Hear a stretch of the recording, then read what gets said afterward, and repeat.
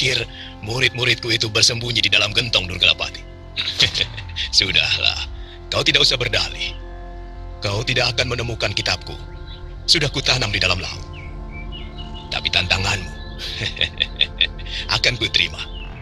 Yang sebanding dengan muridmu itu adalah Brahma. Ayo.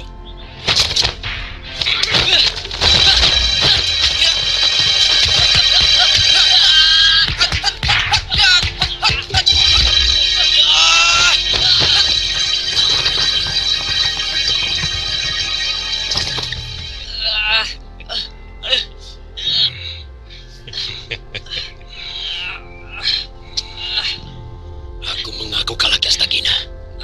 Muridmu memang hebat.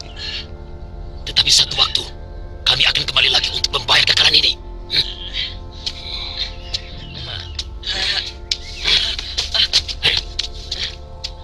Aku belum kalah, Brahma. Ayo.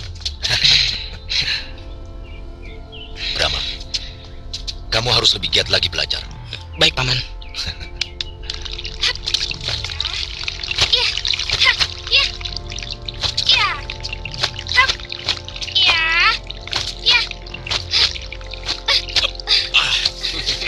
Bagus sekali. Hampir saja ayah kena.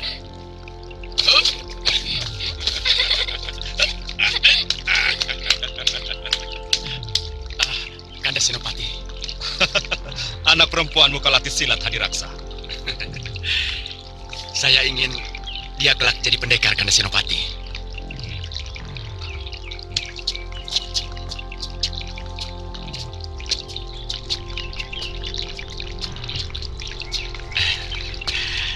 Anggun, ayo. Anggun sungkem dulu sama Gusti Senopati. Yuk. Baik, Ayah. Ayo.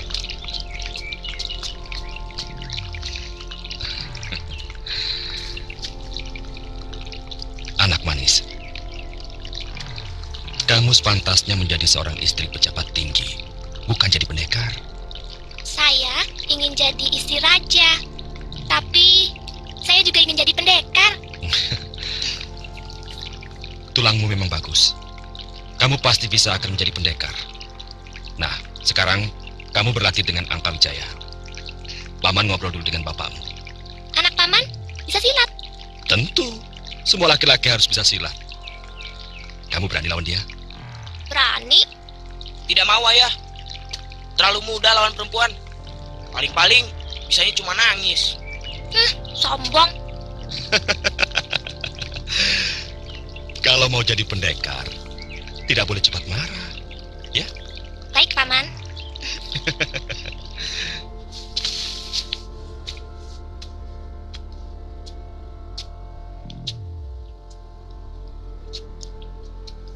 Maaf. Saya bukannya meragukan rencana Kanda Senopati. Pajajaran terlalu berbahaya untuk kita sentuh. Keraguanmu sama dengan keraguan Gusti Mahapati ketika kita akan menyerang Madangkara. Tapi apa nyatanya? Hanya dalam 5 hari, Madangkara takluk. Tapi Pajajaran lain, Kanda. Mungkin hanya Majapahit yang mampu mengimbangi kekuatan bala tentaranya.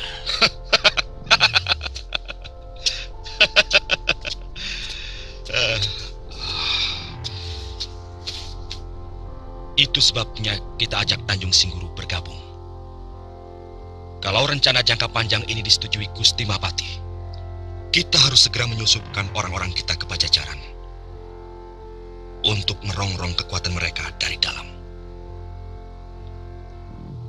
Aku hanya minta dukunganmu di depan Gusti Prabu.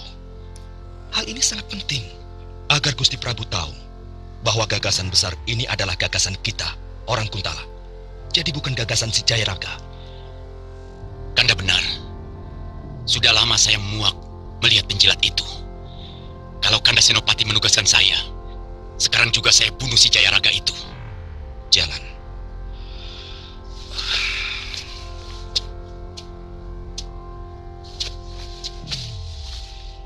Kita masih memerlukan tenaganya untuk mata-mata.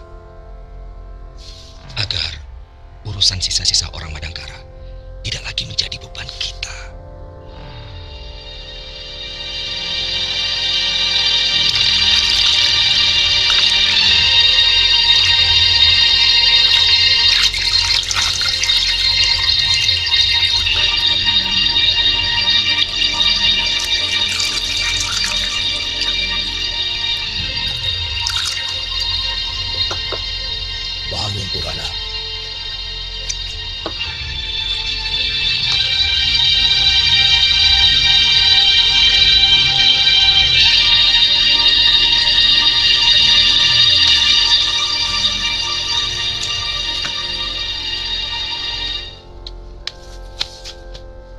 Akhirnya, sampai juga waktu yang ditentukan Sang Prabu.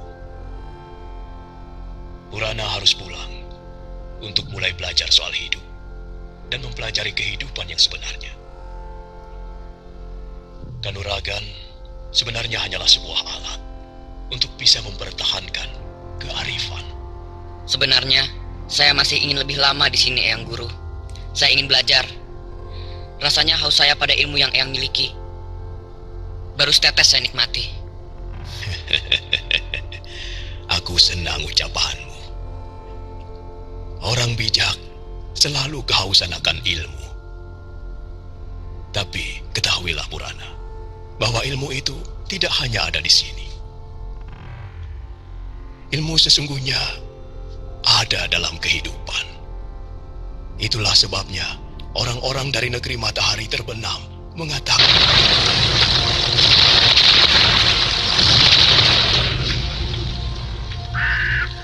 Pak Guru, Yang Astagina,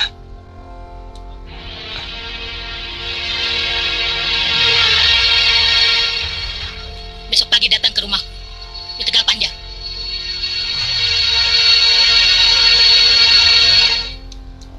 Bi, untuk apa saya ke rumah Bibi? Untuk uji tanding dengan muridku.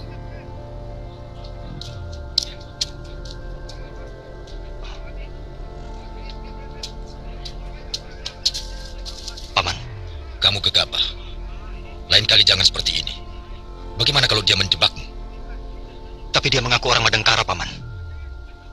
Paman belum pernah melihat orang itu sebelumnya. Jadi, saya harus bagaimana, Paman? Sebuah tawaran pantang ditolak. Kau tetap harus menghadapinya. Hitung-hitung cari pengalaman. Baik, Paman.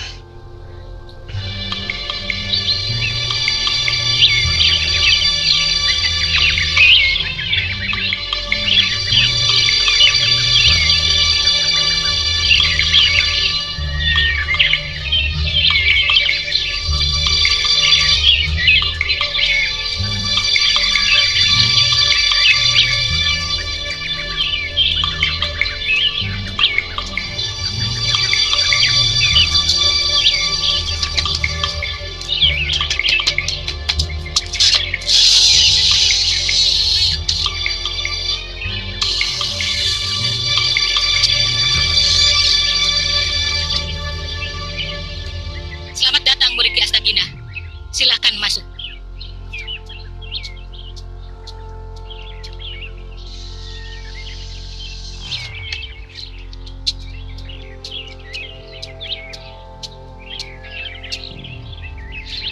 Aku senang kau mau datang memenuhi undanganku.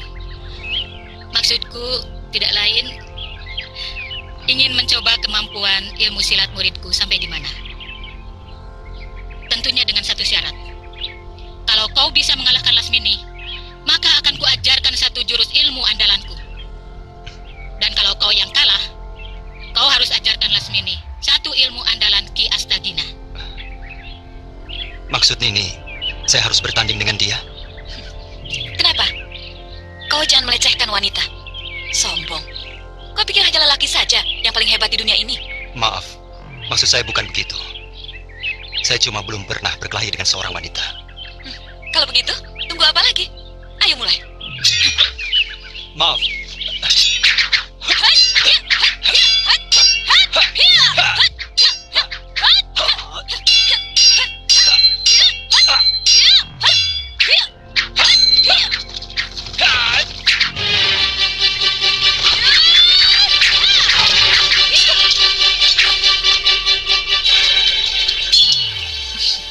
Saya mengaku kalah.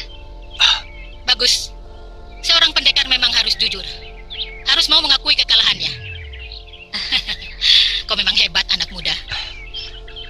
Nini terlalu menyanjung. Saya masih perlu belajar pada Nini.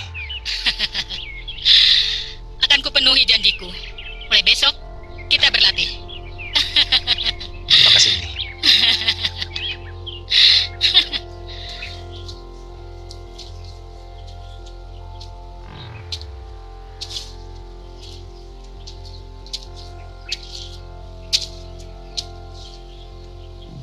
Kalian sudah melanggar peraturan kerajaan. Berani menjual langsung rempah-rempah pada orang Pajajaran. Kalian harus menerima hukuman. Kami butuh makan dan biaya untuk menggarap tanah, Raden. Harga yang Gusti berikan pada kami terlalu murah. Tidak bisa mencukupi untuk kebutuhan kami. Kami lapar, Raden. Betul. Kami lapar. Kami lapar, Raden. Kami lapar. Raden.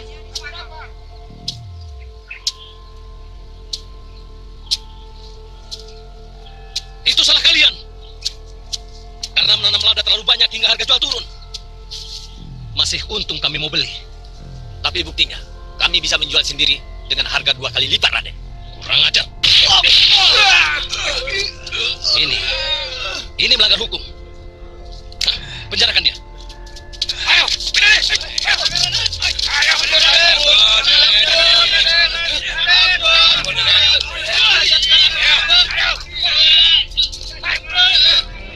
Tindakanmu sudah keterlaluan, Raden. Itu masih enteng. Mestinya mereka dihukum gantung. Kau tahu, uang yang mereka miliki akan dipakai untuk membiayai pemberontakan untuk melawan kita. Kenapa Raden yakin mereka akan memberontak? Karena mereka orang-orang Madangkara. Itu karena mereka terlalu ditindas. Aku tidak mengerti maksudmu, Dinda. Mereka akan patuh kalau kita berlakukan baik dan adil. Omong kosong. Bakar barbah itu dan umumkan ke seluruh desa. Barang siapa yang berani menjual lada kepada orang Pajajaran akan dihukum mati.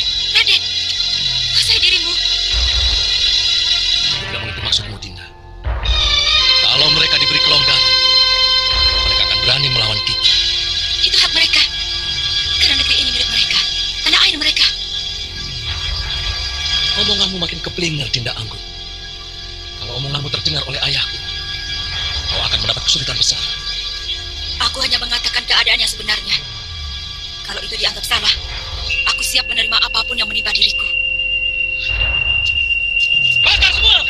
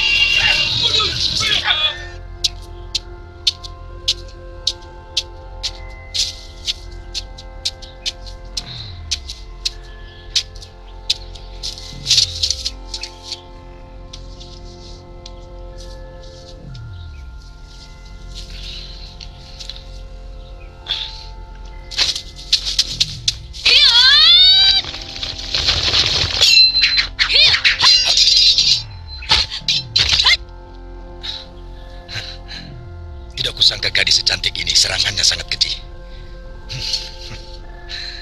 Apa jadinya kalau aku tidak memiliki ilmu kanuragan? Mungkin kepalaku sudah hilang. Jangan banyak mulut. Walau senjataku sudah kau ambil, bukan berarti aku kalah. Dan aku tidak takut. Anak muda selamanya selalu begitu. Terlalu menuruti kata hati. Akhirnya jadi cepat marah. Apa kamu pikir orang tua selalu benar? Jangan kamu kira aku tidak tahu. Banyak orang tua yang ucapannya tidak sesuai dengan tindakannya. Dan aku juga tahu. Banyak orang tua yang tidak mempunyai jiwa satria. Yang ucapannya tidak bisa didengar. Siapa kamu sebenarnya? Aku pamannya Brahma. Maafkan kelancangan saya, Paman. Tidak apa-apa.